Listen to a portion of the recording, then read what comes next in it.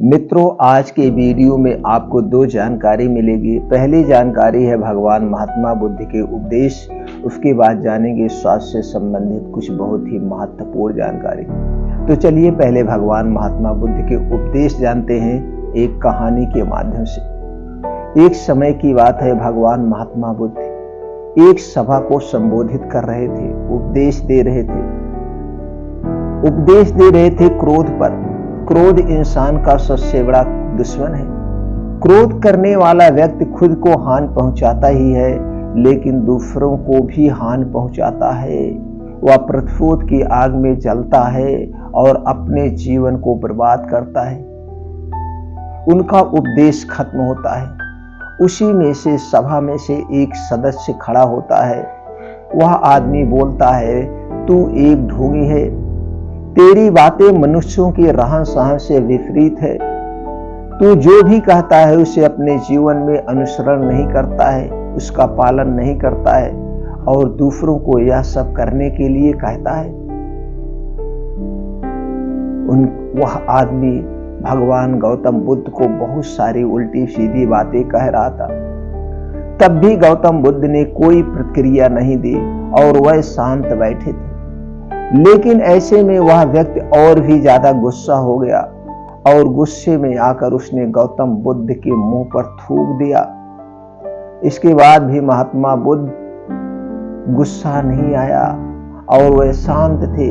उन्होंने अपने चेहरे से थूक को साफ किया और वह चुपचाप बैठ गए। यह सब देखकर उस शिष्य को समझ में नहीं आया कि वह क्या करे। गुस्से में आकर वह उस जगह को छोड़कर चला गया और अगले दिन अपने घर पहुंच गया। जैसे ही वह अपने घर पहुंचा, तब तक उसका दिमाग शांत हो चुका था। दिमाग के शांत होते ही उसे इस बात का एहसास हुआ कि उसने कितनी बड़ी गलती की है। उससे बहुत बड़ा पाप हुआ है। वह खुद को मन ही मन कहने लगा, यह मैंने क्या कर दिया? मैंने महात्मा बुद्ध का अपमान किया। ऐसा पाप मैं कैसे कर सकता हूं? मैंने बहुत बड़ी गलती कर दी है। मुझे जाकर उनसे माफी मांगनी चाहिए। यह कहकर वह तुरंत ही गौतम बुद्ध के पास चला गया। लेकिन गौतम बुद्ध उस स्थान पर नहीं थे। ऐसे में वह शिष्य उन्हें खोजने लगा। जैसे ही उसे महात्मा बुद्ध मिले तो वह उनके पैरों पर गिर गया और उनसे कहने लगा, मुझे माफ कर दीजिए गुरुदेव, मुझसे बहुत बड़ी गलती हुई है। मैंने आपका अपमान किया। मैंने यह बहुत बड़ा पाप किया है। यह सब देखकर गौतम बुद्ध ने उससे कहा, शांत हो जाओ, क्या बात है, मुझे बताओ, तुम कौन हो? गौतम बुद्ध के यह पूछने पर वह शिष्य चौंक गया। वह सोचने लगा कि महात्मा बुद्ध मुझे कैसे भूल सकते हैं? मैंने तो उनका अपमान किया था। यह सोचकर उसने महात्मा बुद्ध से पूछा, मैं वही शिष्य हूं जिसने कल आपका अपमान किया था और आप इतनी जल्दी मुझे कैसे भूल सकते हैं? जो किसी का अपमान किया हो आदमी उसे कैसे भूल सकता है? महात्मा बुद्ध ने उस शिष्य से कहा, मैंने तो पहले ही वह स्थान छोड़ दिया है और तुम अभी तक वहीं खड़े हो। तुम्हें अपनी गलती का आभास हो गया है। तुम पश्चाताप कर चुके हो और तुम आज के दिन में जीने का निर्णय लो। यदि तुम बीते हुए कल की बातें याद करके परेशान रहोगे तो तुम्हारा वर्तमान और भविष्य दोनों बिगड़ेंगे। तुम अपनी गलती से सीखो, उसे दोहराने की जगह आज को सुधारो। हमें कल की बातों को कल में ही रखकर आगे चलना चाहिए। वह अच्छा हो या बुरा हो, उसके बारे में बार बार विचार नहीं करना चाहिए। मैं बीती हुई बातों को पीछे छोड़कर आगे चलता हूं और ऐसा ही हम सबको करना चाहिए। महात्मा बुद्ध की यह बातें सुनकर वह शिष्य और भी ज्यादा प्रभावित हुआ और उनसे बोला, मैं आज से आपकी हर बात को माना करूंगा। उस व्यक्ति का बोझ उतर गया। वह खुद बुद्ध के चरणों में गिर पड़ा और उनसे अपना क्रोध छोड़ दिया और क्षमा का संकल्प लिया। बुद्ध ने उसके सर पर आशीर्वाद दिया। उस दिन से उस व्यक्ति में बदलाव आया और उसके जीवन में सत्य, प्रेम और करुणा की धारा बहने लगी। इस कहानी से हमें यह सीख मिलती है, क्रोध करना इंसान के लिए सबसे खतरनाक है। यह मनुष्य का सबसे बड़ा दुश्मन है जो उसे बर्बाद कर सकता है। इसीलिए मनुष्य को कभी भी क्रोध नहीं करना चाहिए। हमें यह भी सीख मिलती है कि बीती हुई बातों को हमें भूलकर आगे बढ़ना चाहिए। अगर कोई मनुष्य अपनी बीती हुई बातों पर ज्यादा ध्यान देता है तो उसका ध्यान पूरी तरह से भूतकाल में लगा होता है और वह इंसान कभी भी आगे बढ़ने की ओर विचार नहीं कर पाता। इसीलिए हमेशा पुरानी बातों को छोड़कर आगे बढ़ने की सोचें। हम सब जानते हैं कि क्रोध हमारे जीवन में विपरीत परिणाम ला सकता है, इसीलिए इसे संयमित रखना आवश्यक है। और इसी बात को ध्यान में रखते हुए गौतम बुद्ध ने हमें अपने उपदेशों के माध्यम से एक महत्वपूर्ण संदेश दिया है। वह बुद्ध भगवान ने कहा कि क्रोध ऐसी आग है जिसमें क्रोध करने वाला दूसरों को जलाएगा तथा खुद भी जल जाएगा। यह बात हमें समझनी चाहिए कि क्रोध हमें नुकसान पहुंचाने के अलावा खुद को भी हानि पहुंचा सकता है। जब हम क्रोध में होते हैं, हम निरंतर तनाव में रहते हैं, मन स्थिर होता है और हमारी निर्णय लेने की क्षमता प्रभावित हो जाती है। क्रोध हमारे रिश्तों को नुकसान भी पहुंचा सकता है। जब हम क्रोध में होते हैं तो हम गुस्से में अपने आसपास के लोगों से बदले की भावना रखते हैं और उनसे अन्यायपूर्ण व्यवहार कर सकते हैं। यह हमारे परिवार, मित्र और समाज में दूसरों के साथ अच्छे रिश्ते बिगाड़ सकता है। इसीलिए हमें क्रोध को संयमित रखना आवश्यक है। बुद्ध भगवान ने हमें दिखाया कि शांति और सुख का मार्ग क्रोध से होकर नहीं जाता है। वास्तविक शांति और सुख का मार्ग अंतर मन की स्थिति के मध्य से प्राप्त होता है। बुद्ध ने हमें यह भी सिखाया कि हमें पश्चाताप करना चाहिए और गलतियों से सीखना चाहिए। जब हम पश्चाताप करते हैं तो हमारी अज्ञानता और दुष्कर्मों के प्रभाव से मुक्त होने का मार्ग खुलता है। हमें आत्म संयम का विकास करना चाहिए और क्रोध को संयमित रखने के लिए ध्यान और मेधा का विकास करना चाहिए। मेरे प्यारे साथियों, क्रोध हमारे जीवन के विपरीत परिणाम ला सकता है। हमें अपने आप को संयमित रखने की सामर्थ्य प्राप्त करनी चाहिए। हमें पश्चाताप करना चाहिए और उसे सीखना चाहिए। हमें शांति और सुख की ओर बढ़ने के लायक और क्रोध को नियंत्रित करने के जीवन को सुखी और समृद्ध बनाने के लिए प्रयास करना चाहिए।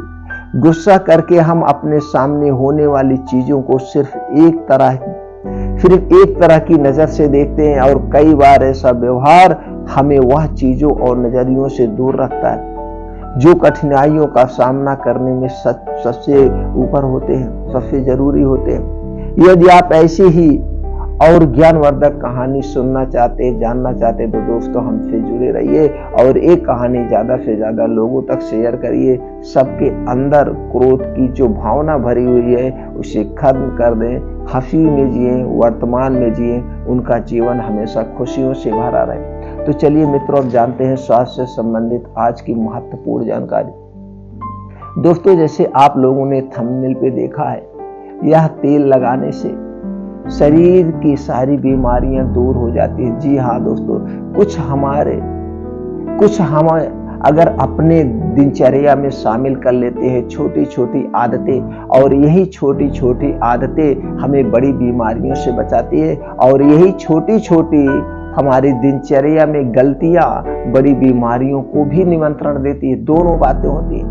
तो दोस्तों, आज हम आपको बताएंगे आपके शरीर के 4 महत्वपूर्ण कौन से 4 महत्वपूर्ण अंग है जिन पर अगर रोज आप तेल लगाते हैं, और कौन सा तेल लगाना है, कब लगाना है, इसके क्या क्या बेनिफिट है, वो सारी चर्चा आपसे करेंगे। अगर आपने इस नियमों का पालन कर लिया तो आपका शरीर सबसे ज्यादा दोस्तों स्वस्थ और निरोग रहेगा। तो दोस्तों, आपके शरीर का सबसे बड़ा महत्वपूर्ण अंग है आपकी नाभि, जो जिसको हम ढोड़ी कहते हैं। नाभ शरीर के नाभ के पीछे दोस्तों एक पेकोटी ग्रंथ होती है, जो शरीर के सबसे शक्तिशाली ग्रंथि होती है, सबसे शक्तिशाली नस होती है, और इसी नस से शरीर की सारी नसें जुड़ी होती है। तो आपको नाभ में तेल लगाना है। कब लगाना है, इससे पहले समझ लीजिए दोस्तों, जब हम छोटे से बच्चे होते हैं तो या छोटे से जो घर में बच्चा है, माताएं जब उनको तेल की मालिश करती हैं, और पहले किसका तेल होता था, शुद्ध सरसों का तेल होता था, और इसी सरसों को भून करके इसका उपटन लगाया जाता था, और तब के बच्चे कितने हष्ट पुष्ट पहलवान होते थे। और माताएं जब इस सरसों के तेल की शरीर में मालिश करती थी, कितनी बार होता था, कम से कम 8 से 10 बार इस सरसों की तेल की मालिश होती थी। और माताएं उस नाभ को साफ करके उस नाभ में तेल लगाती थी, उसको फूंकती थी, साफ करती थी, वहां पे तेल लगाती थी। वो कितनी बड़ी डॉक्टर थी, लगाती थी। और हमारा आपका जब हम बचपन थे, शरीर एकदम स्वस्थ और निरोग रहता था। तो दोस्तों आपको लगाना है नाभ में तेल। कौन सा तेल लगाना है, आपको शुद्ध सरसों का तेल लगाना है, शुद्ध सरसों का।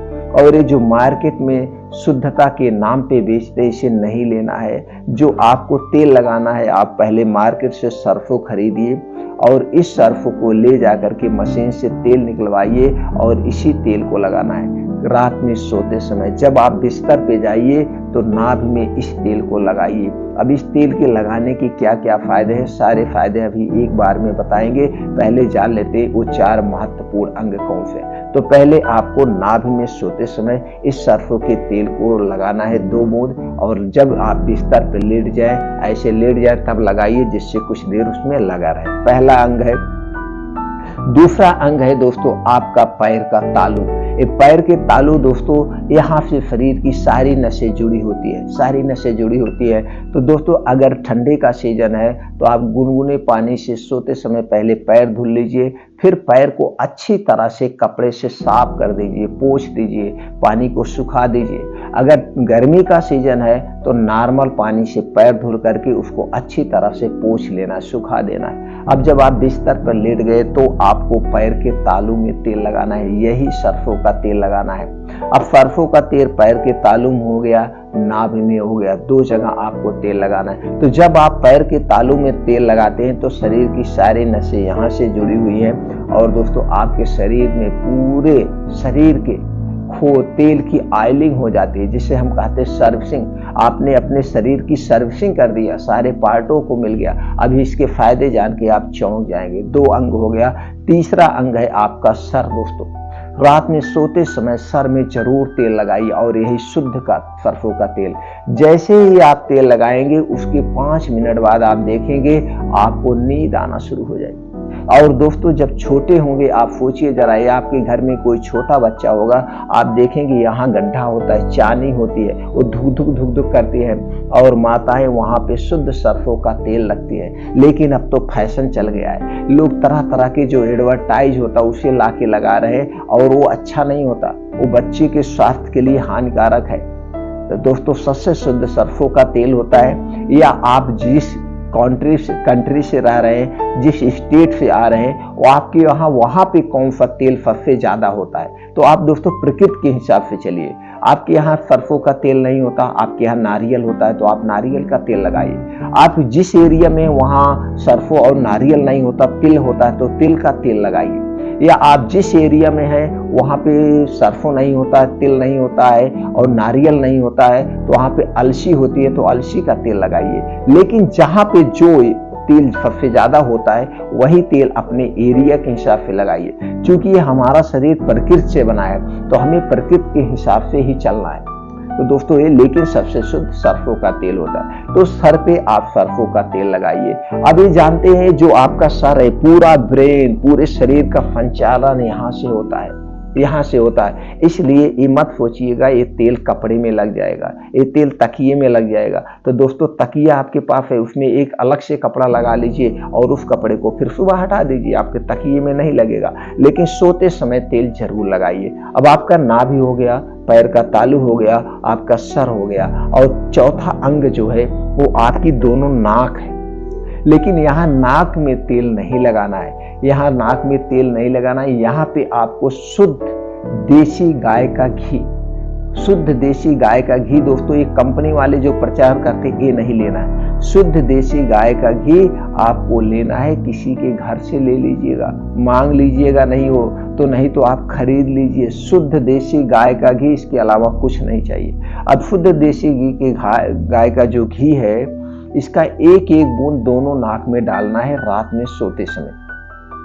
रात में सोते समय एक एक बूंद दोनों नाक में इस देसी घी को आप डालेंगे तो इसके क्या क्या फायदे हैं, सारे फायदे जान के आप चौंक जाएंगे। जो दोस्तों घी आप डाल रहे हैं, इससे अगर आपको डिप्रेशन की दवा चल रही है, आपकी पागलपन की दवा चल रही है, वो दवा बंद हो जाएगी। आपको नींद नहीं आ रहा है या किसी को नींद की प्रॉब्लम है, वो नींद का टैबलेट ले रहा है, तो कुछ दिन घी डालने के बाद 4 से 5 महीने बाद नींद का टैबलेट बंद हो जाएगा, आपको नेचुरली नींद आने लगेगी। एक फायदा। दूसरा, अगर कान के छेद में कान के पर्दे में छेद है, वो छेद बिना ऑपरेशन के नाक में घी डालने से ठीक हो जाएगा, ठीक हो जाए। या आपको कम सुनाई दे रहा तो वो भी प्रॉब्लम ठीक हो जाएगी।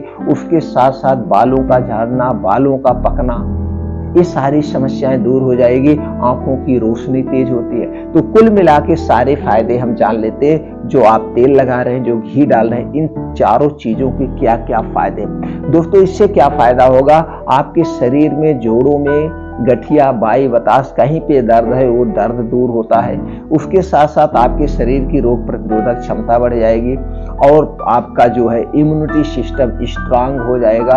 और दोस्तों पाचन तंत्र मजबूत बनाता है, लीवर को सुरक्षित रखता है, आंतों से संबंधित जो बीमारी होती है वो सारी बीमारियां क्योर हो जाएगी। उसके साथ साथ शरीर को शक्तिशाली बनाता है, हड्डियों में मजबूती आता है, मांसपेशियों का ग्रो होता है, दिल को स्वस्थ रखता है, दिल को स्वस्थ रखता है, कोलेस्ट्रॉल को कंट्रोल करता है, डायबिटीज जैसे बीमारी से बचाता है, कैंसर जैसे खतरनाक बीमारी से बचाता है, कैंसर जैसे खतरनाक, और जो वायरल फीवर, जुकाम, बुखार होता है, इन सारी बीमारियों से बचाता है। यानी कि इसके इतने सारे फायदे हैं दोस्तों।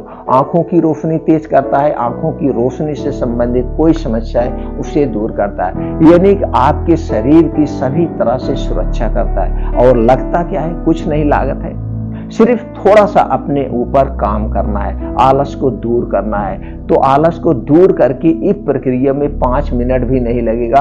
एक काम रोज डेली आप करिए दोस्तों, पूरा रोज डेली, कभी बंद मत करिए और सिर्फ 21 दिन करके देखिए। 21 दिन बाद कैसे बदलाव आता है तो आप उसके बाद खुद अपने आप करने लगेंगे। फिर 21 दिन करिए, फिर 21 दिन करिए, 3 महीने लगातार आप करिए। 3 महीने के बाद जो चीजें मैं आपको बता रहा हूं, ये चीजें दोस्तों आप दूसरे को बताएंगे कि भैया इसका पालन करिए, आप स्वस्थ व निरोग रहेंगे। हमको दवा लेने की जरूरत नहीं दोस्तों। अगर हमारे पास फुल आयुर्वेद की जानकारी है, खुद प्रकृति के नियमों का पालन अगर हम करें, खाना खाने के नियमों का पालन करें, पानी पीने के नियमों का पालन करें और डेली रूटीन में 2 घंटे 5 बजे से 7 बजे तक योगा, प्राणायाम, मेडिटेशन अपना लें तो हमारे शरीर में कभी कोई रोग नहीं आएगा और एक टैबलेट आपको पूरी जिंदगी नहीं खाना पड़ेगा। ये मैं गारंटी लेता हूँ, मैं गारंटी लेता हूँ। तो दोस्तों खाना खाने के क्या नियम, प्रकृति के नियम क्या नियम है, पानी पीने क्या नियम, इससे संबंधित चैनल पर बहुत सारे वीडियो है, आप देख लीजिए, अपने ज्ञान को बढ़ाइए। और आपके शरीर में जो दोस्तों 3 दोष पाया जाता है, वात, पित्त, कफ, इसे बढ़ने मत दीजिए। इससे संबंधित जितनी जानकारी हो वो लीजिए, आप हमेशा स्वस्थ व निरोग रहेंगे। फिर मिलते हैं अगले वीडियो में नई जानकारी के साथ।